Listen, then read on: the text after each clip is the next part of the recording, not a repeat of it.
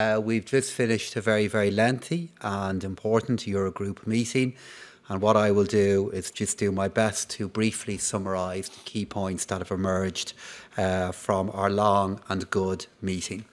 So our meeting began by a moment of recognition and celebration as we formally welcomed our Croatian friends into the euro area, and we congratulated them on the very successful changeover from the Kuna to the euro that happened on the 1st of January of this year.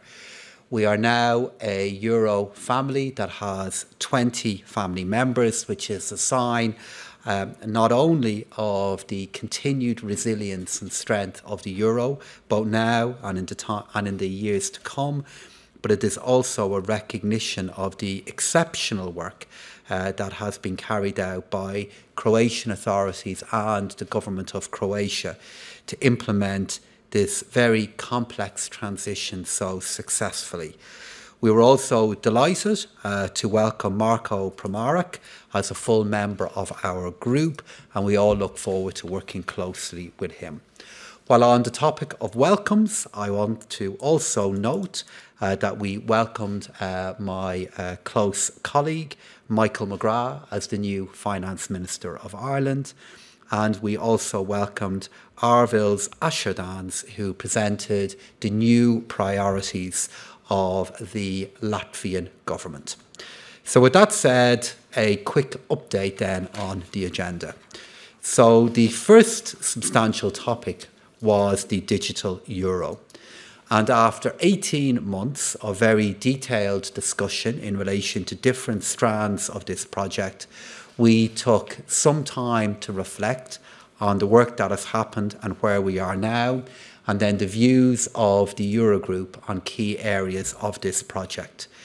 The President of the ECB informed us of the progress that has been made in narrowing down design choices regarding the digital euro, and we were informed that the Governing Council of the ECB is expected to decide by the autumn of this year whether to move to a realisation phase in this process where technical solutions would actually be developed and then tested. This phase itself would take around 3 years and of itself does not represent or imply a decision on the possible issuance of the digital euro. The Vice President of the Commission then updated us on the preparatory work that is underway towards the publication of a legislative proposal that would give the digital euro a proper legal basis.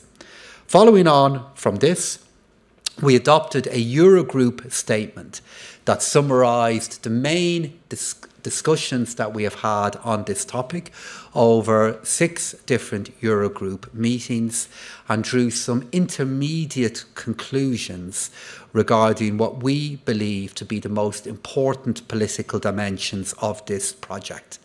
What we plan to do is continue with our political engagement with the ECB and with the Commission as they move forward on their processes, because what the Eurogroup recognised today is that many decisions that await are inherently political. We believe it is vital that we make our views known on many areas, and I want to recognise the recognition by the Commission and the ECB of our mandate in this area.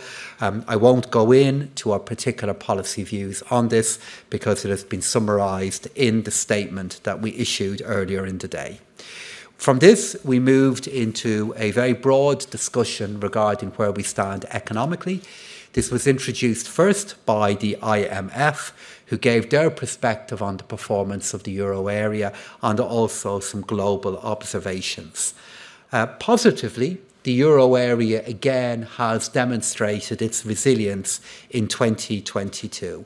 Despite everything, we had a growth performance of the year that did exceed expectations, staying above 3%. And we also saw an employment performance for last year that was exceptionally positive in the context of the economic consequences of the terrible war. All that being said, We recognise again the real challenge that high energy prices and inflation are posing for all economies, and we are focused on the policies that will bring down inflation and make the slowdown as mild and as short as possible, while of course protecting the most vulnerable. But I think it's fair at this point to conclude that our tone regarding the actual economic events of last year has improved as the year drew to a close, and we face into this year conscious again of how deep the economic foundations of the euro are, and despite our challenges, we are confident that we will navigate our way through them. From this then, we moved on to a very lengthy discussion regarding fiscal policy choices for 2023. At the beginning of this meeting, I gave a presentation regarding the different scenarios that could develop in 2023 with regard to borrowing, with regard to inflation, and the design choices that will be made by ministers regarding policy measures that are in place at the moment to support households, to support businesses regarding the cost of energy.